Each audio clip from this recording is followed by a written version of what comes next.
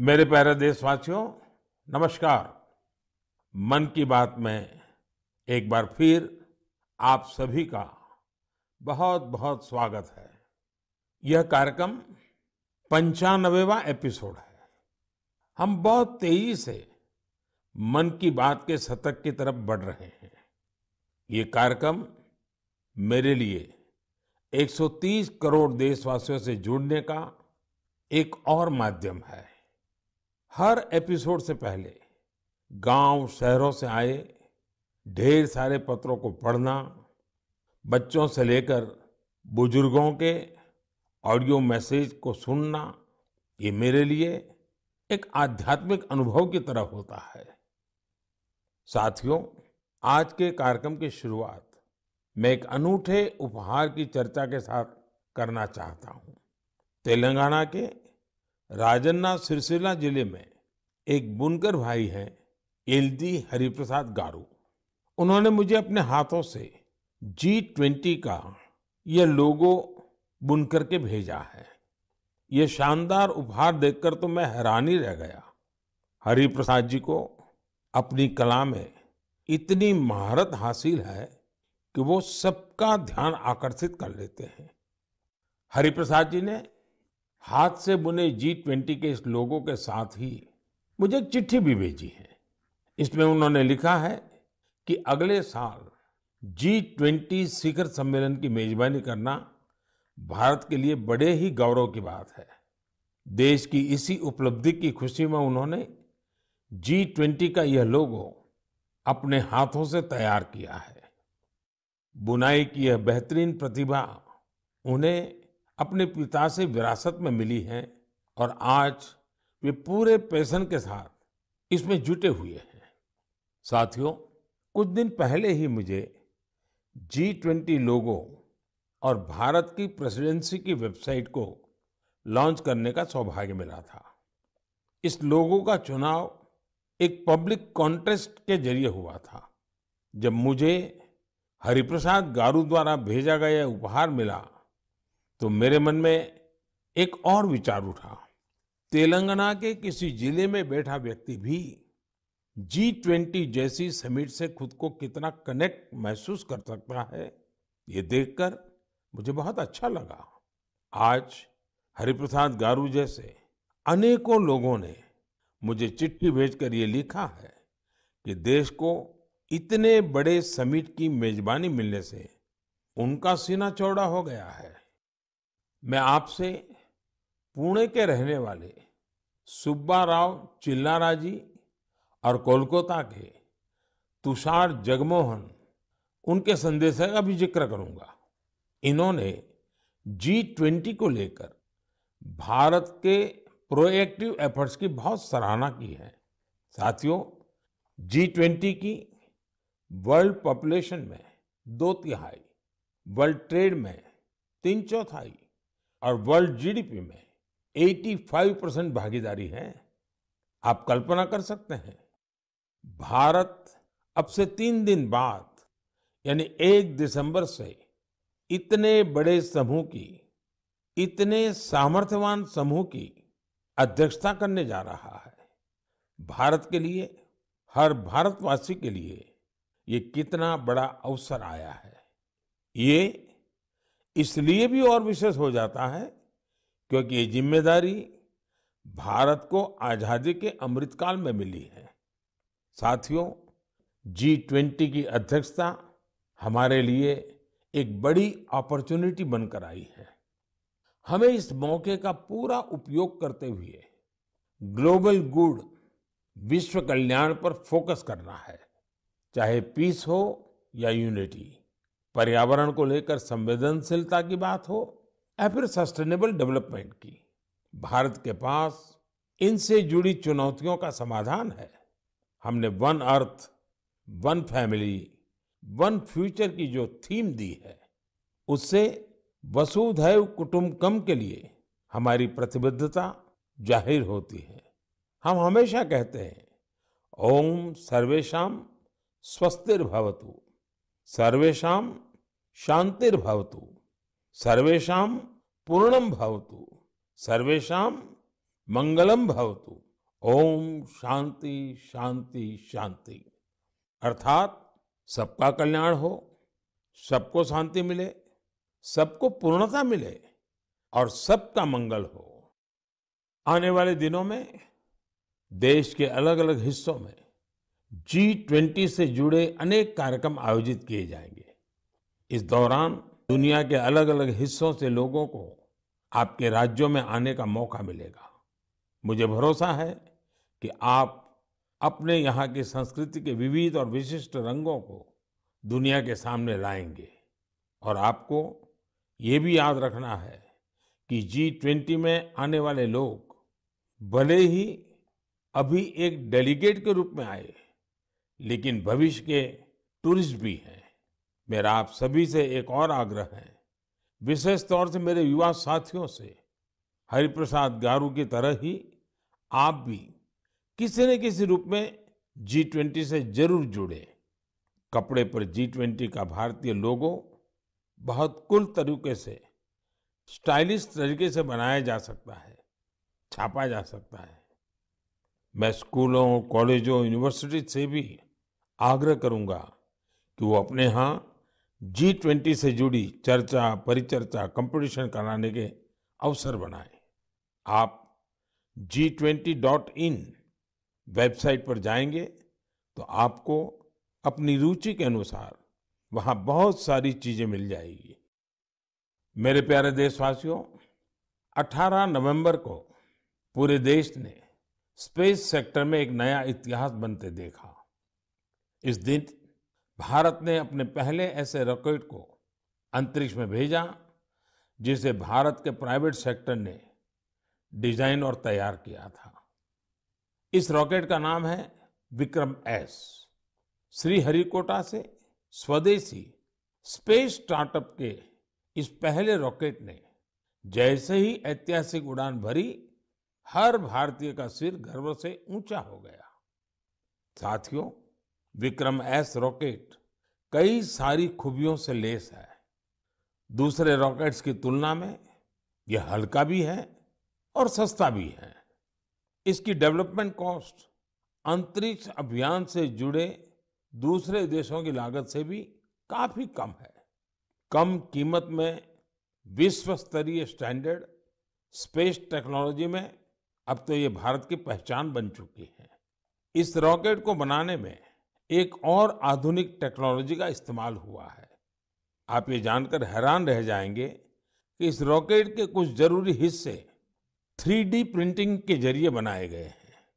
सही में विक्रम एस के लॉन्च मिशन को जो प्रारंभ नाम दिया गया है, वो बिल्कुल फिट बैठता है। ये भारत में प्राइवेट स्पेस सेक्टर के लिए एक नए युग के उदय का प्रतीक है। ये देश में आत्मविश्वास से भरे एक नए युग का आरंभ है। आप कल्पना कर सकते हैं कि जो बच्चे कभी हाथ से कागज का हवाई जहाज बनाकर उड़ाया करते थे, उन्हें अब भारत में ही हवाई जहाज बनाने का मौका मिल रहा है। आप कल्पना कर सकते हैं कि जो बच्चे कभी चांद तारों को देखकर आसमान में आकृतियां बनाया करते थे, उन्हें अब भारत में ही रॉकेट बनाने का मौका मिल रहा है। स्पेस को प्राइवेट सेक्टर के लिए खोले जाने के बाद युवाओं के ये सपने भी साकार हो रहे हैं। रॉकेट बना रहे ये युवा मानो कह रहे हैं, sky is not the limit. साथियों, भारत स्पेस के सेक्टर में अपनी सफलता अपने पड़ोसी देशों से भी साझा कर रहा है। कल ही भारत ने एक सैटेलाइट लॉन्च की जिसे भारत और भूटान ने मिलकर डेवलप किया है। ये सैटेलाइट बहुत ही अच्छे रिजोल्यूशन की तस्वीरें भेजेगी, जिसे भूटान को अपने प्राकृतिक संसाधनों के प्रबंधन में मदद मिलेगी। इस सैटेलाइट की लॉन्चिंग भारत भूटान के मजबूत संबंधों का प्रतिबिंब है। साथियों, आपने गौर किया होगा, पिछले कुछ मन की बात में हमने स्पेस, टेक, इनोवेशन पर खूब बात की है। इसकी दो खास वजह हैं। एक तो यह कि हमारे युवा इस क्षेत्र में बहुत ही शानदार काम कर रहे हैं। They are thinking big and achieving big. अब वे छोटी छोटी उपलब्धियों से संतुष्ट होने वाले नहीं हैं। दूसरी यह कि इनोवेशन और वैल्यू क्रिएशन, इस रोमांचक सफर में वे अपने बाकी युवा साथियों और स्टार्टअप्स को भी एनकरेज कर रहे हैं। साथियों, जब हम टेक्नोलॉजी से जुड़े इनोवेशंस की बात कर रहे हैं तो ड्रोन्स को कैसे भूल सकते हैं। ड्रोन के क्षेत्र में भी भारत तेजी से आगे बढ़ रहा है। कुछ दिनों पहले हमने देखा कि कैसे हिमाचल प्रदेश के किन्नौर में ड्रोन्स के जरिए सेब ट्रांसपोर्ट किए गए। किन्नौर हिमाचल का दूर सुदूर जिला है और वहां इस मौसम में भारी बर्फ रहा करती है। इतनी बर्फबारी में किन्नौर का हफ्तों तक राज्य के बाकी हिस्से से संपर्क बहुत मुश्किल हो जाता है। ऐसे में वहां से सेब का ट्रांसपोर्टेशन भी उतना ही कठिन होता है। अब ड्रोन टेक्नोलॉजी से हिमाचल के स्वादिष्ट किन्नौरी सेब लोगों तक और जल्दी पहुंचने लगेंगे। इससे हमारे किसान भाई बहनों का खर्च कम होगा, सेब समय पर मंडी पहुंच पाएगा, सेब की बर्बादी कम होगी।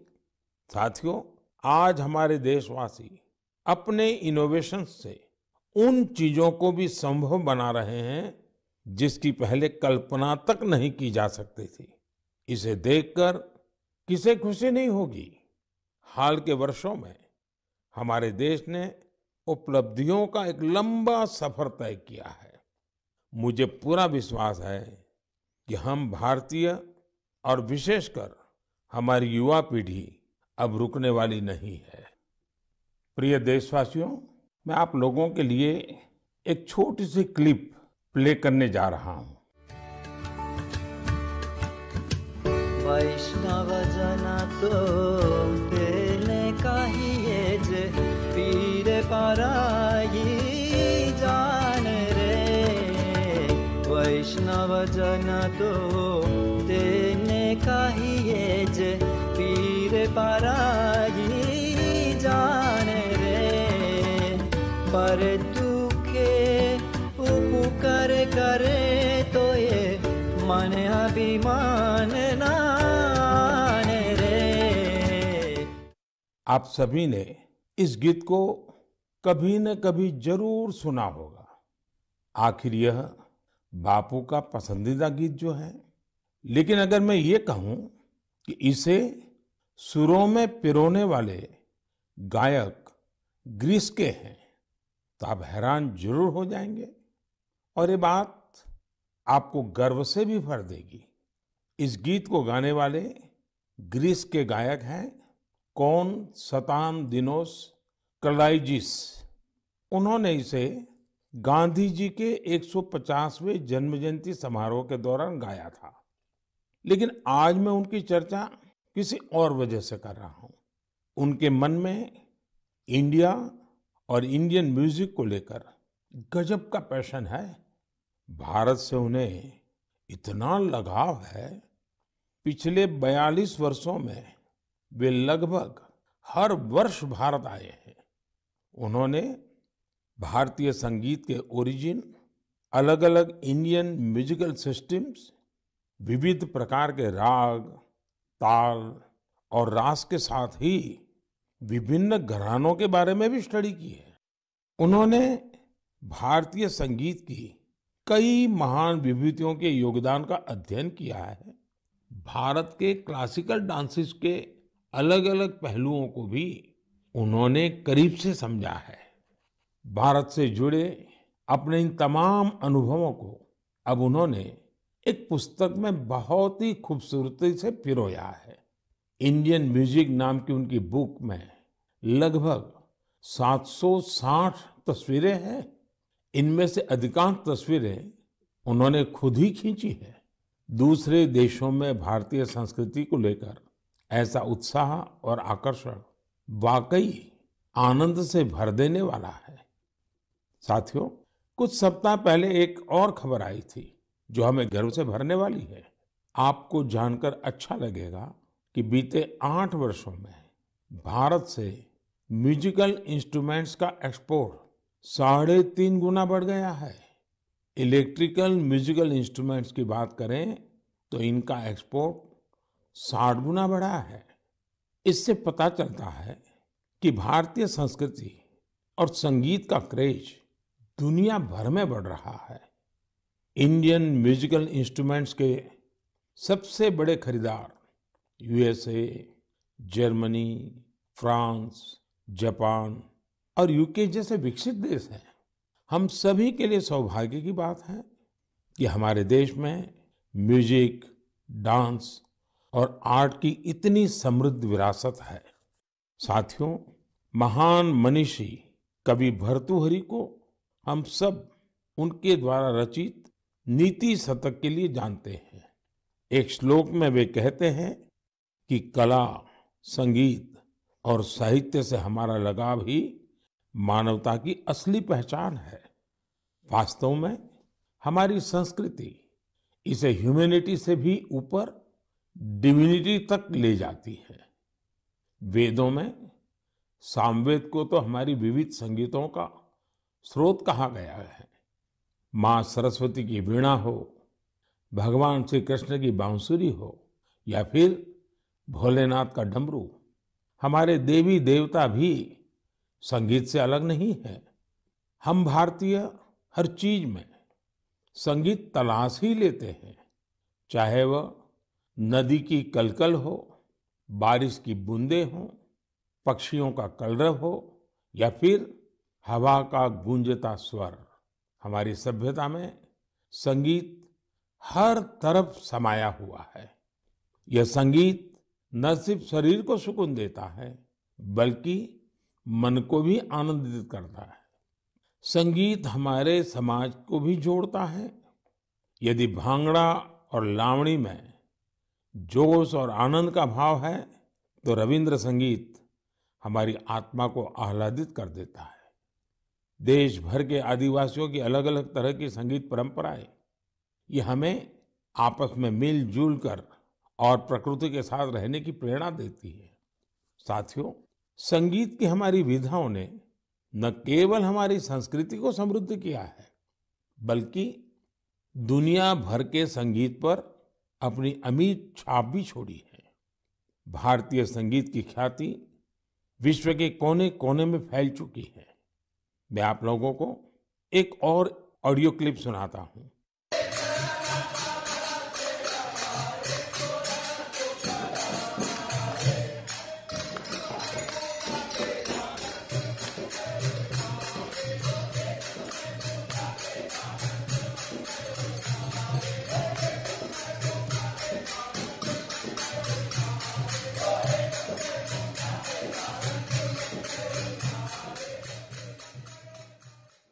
आप सोच रहे होंगे कि घर के पास में किसी मंदिर में भजन कीर्तन चल रहा है, लेकिन ये आवाज भी आप तक भारत से हजारों मील दूर बसे साउथ अमेरिकन देश गयाना से आई है।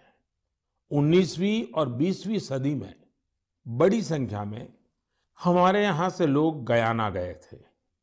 वे यहाँ से भारत की कई परंपराएं भी अपने साथ ले गए थे। उदाहरण के तौर पर जैसे हम भारत में होली मनाते हैं, गयाना में भी होली का रंग सिर चढ़कर बोलता है। जहाँ होली के रंग होते हैं वहाँ फगवा यानी फगुआ का संगीत भी होता है। गयाना के फगवा में वहाँ भगवान राम और भगवान कृष्ण से जुड़े विवाह के गीत गाने की एक विशेष परंपरा है। इन गीतों को चौताल कहा जाता है। इन्हें उसी प्रकार की धुन और हाई पिच पर गाया जाता है जैसा हमारे यहाँ होता है। इतना ही नहीं, गयाना में चौताल कंपटीशन भी होता है। इसी तरह बहुत सारे भारतीय, विशेष रूप से पूर्वी उत्तर प्रदेश और बिहार के लोग फिजी भी गए थे। वे पारंपरिक भजन कीर्तन गाते थे जिसमें मुख्य रूप से रामचरितमानस के दोहे होते थे। उन्होंने फिजी में भी भजन कीर्तन से जुड़ी कई मंडलियां बना डाली। फिजी में रामायण मंडली के नाम से आज भी 2000 से ज्यादा भजन कीर्तन मंडलियां हैं। इन्हें आज हर गांव मोहल्ले में देखा जा सकता है। मैंने तो यहाँ केवल कुछ ही उदाहरण दिए हैं। अगर आप पूरी दुनिया में देखेंगे तो ये भारतीय संगीत को चाहने वालों की ये लिस्ट काफी लंबी है। मेरे प्यारे देशवासियों, हम सब हमेशा इस बात पर गर्व करते हैं कि हमारा देश दुनिया में सबसे प्राचीन परंपराओं का घर है। इसलिए ये हमारी जिम्मेदारी भी है कि हम अपनी परंपराओं और पारंपरिक ज्ञान को संरक्षित करें, उसका संवर्धन भी करें और हो सके उतना आगे भी बढ़ाएं। ऐसा ही एक सराहनीय प्रयास हमारे पूर्वोत्तर राज्य नागालैंड के कुछ साथी कर रहे हैं। मुझे ये प्रयास काफी अच्छा लगा, तो मैंने सोचा इसे मन की बात के श्रोताओं के साथ भी शेयर करूं। साथियों, नागालैंड में नागा समाज की जीवन शैली, उनकी कला, संस्कृति और संगीत, ये हर किसी को आकर्षित करती है। ये हमारे देश की गौरवशाली विरासत का अहम हिस्सा है। नागालैंड के लोगों का जीवन और उनके स्किल्स सस्टेनेबल लाइफस्टाइल के लिए भी बहुत महत्वपूर्ण है। इन परंपराओं और स्किल्स को बचाकर अगली पीढ़ी तक पहुंचाने के लिए वहां के लोगों ने एक संस्था बनाई है जिसका नाम है लिडिक्रोयू। नागा संस्कृति के जो खूबसूरत आयाम धीरे धीरे खोने लगे थे, लिडिक्रोयू संस्था ने उन्हें फिर से पुनर्जीवित करने का काम किया है। उदाहरण के तौर पर नागा लोक संगीत अपने आप में एक बहुत समृद्ध विधा है। इस संस्था ने नागा संगीत की एल्बम लॉन्च करने का काम शुरू किया है। अब तक ऐसी 3 एल्बम्स लॉन्च की जा चुकी है। ये लोग लोक संगीत, लोक नृत्य से जुड़ी वर्कशॉप भी आयोजित करते हैं। युवाओं को इन सब चीजों के लिए ट्रेनिंग भी दी जाती है। यही नहीं, नागालैंड की पारंपरिक शैली में कपड़े बनाने, सिलाई, बुनाई जैसे जो काम, उनकी भी ट्रेनिंग युवाओं को दी जाती है। पूर्वोत्तर में बैम्बू से भी कितने ही तरह के प्रोडक्ट्स बनाए जाते हैं। नई पीढ़ी के युवाओं को बैम्बू प्रोडक्ट्स बनाने का भी सिखाया जाता है। इससे इन युवाओं का अपनी संस्कृति से जुड़ाव तो होता ही है, साथ ही उनके लिए रोजगार के नए नए अवसर भी पैदा होते हैं। नागा लोक संस्कृति के बारे में ज्यादा से ज्यादा लोग जाने, इसके लिए भी लिडिक्रोयू के लोग प्रयास करते हैं। साथियों, आपके क्षेत्र में भी ऐसी सांस्कृतिक विधाएं और परंपराएं होगी। आप भी अपने अपने क्षेत्र में इस तरह के प्रयास कर सकते हैं। अगर आपकी जानकारी में कहीं ऐसा कोई अनूठा प्रयास हो रहा है तो आप उसकी जानकारी मेरे साथ भी जरूर साझा करिए। मेरे प्यारे देशवासियों, हमारे यहाँ कहा गया है, विद्या धनम सर्वधनम प्रधानम, अर्थात कोई अगर विद्या का दान कर रहा है तो वो समाज हित में सबसे बड़ा काम कर रहा है। शिक्षा के क्षेत्र में जलाया गया एक छोटा सा दीपक भी पूरे समाज को रोशन कर सकता है। मुझे यह देखकर बहुत खुशी होती है कि आज देश भर में ऐसे कई प्रयास किए जा रहे हैं। यूपी की राजधानी लखनऊ से 70-80 किलोमीटर दूर हरदोई का एक गांव है बांसा। मुझे इस गांव के जतिन ललित सिंह जी के बारे में जानकारी मिली है, जो शिक्षा की अलग जगाने में जुटे हैं। जतिन जी ने 2 साल पहले यहाँ community library and resource centre शुरू किया था।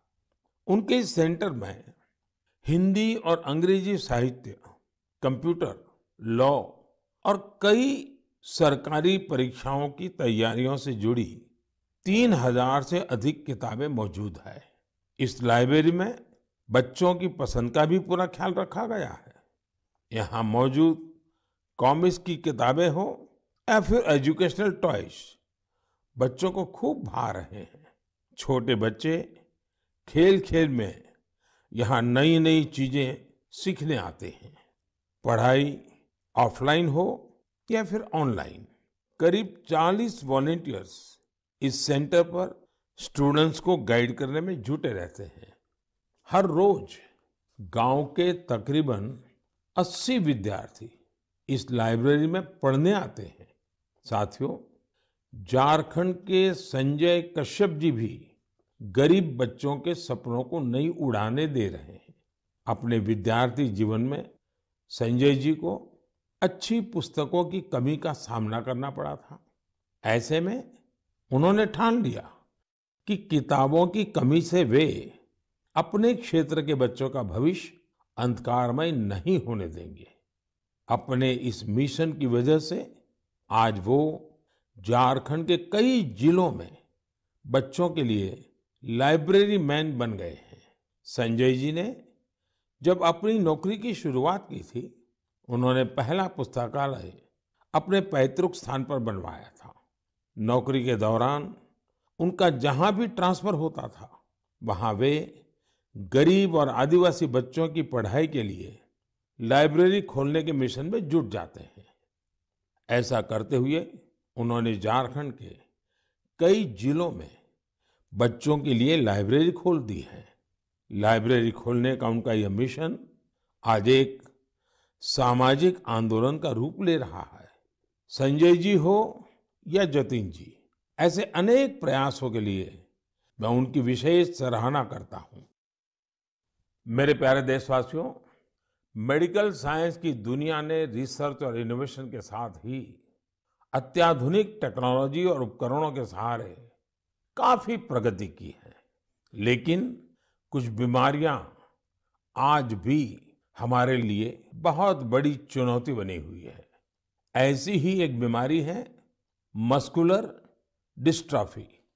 ये मुख्य रूप से एक ऐसी आनुवंशिक बीमारी है जो किसी भी उम्र में हो सकती है। इसमें शरीर की मांसपेशियां कमजोर होने लगती हैं। रोगी के लिए रोजमर्रा के अपने छोटे छोटे कामकाज करना भी मुश्किल हो जाता है। ऐसे मरीजों के उपचार और देखभाल के लिए बड़े सेवाभाव की जरूरत होती है। हमारे यहाँ हिमाचल प्रदेश में सोलन में एक ऐसा सेंटर है जो मस्कुलर डिस्ट्रॉफी के मरीजों के लिए उम्मीद की नई किरण बना है।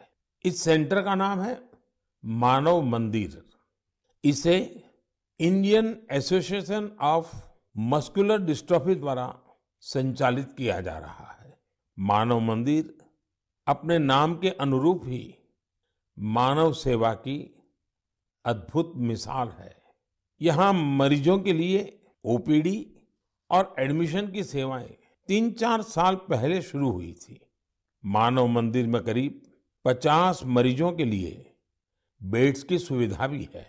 फिजियोथेरेपी, इलेक्ट्रोथेरेपी और हाइड्रोथेरेपी के साथ साथ योग प्राणायाम की मदद से भी यहाँ रोग का उपचार किया जाता है। साथियों, हर तरह की हाईटेक सुविधाओं के जरिए इस केंद्र में रोगियों के जीवन में सकारात्मक बदलाव लाने का भी प्रयास होता है।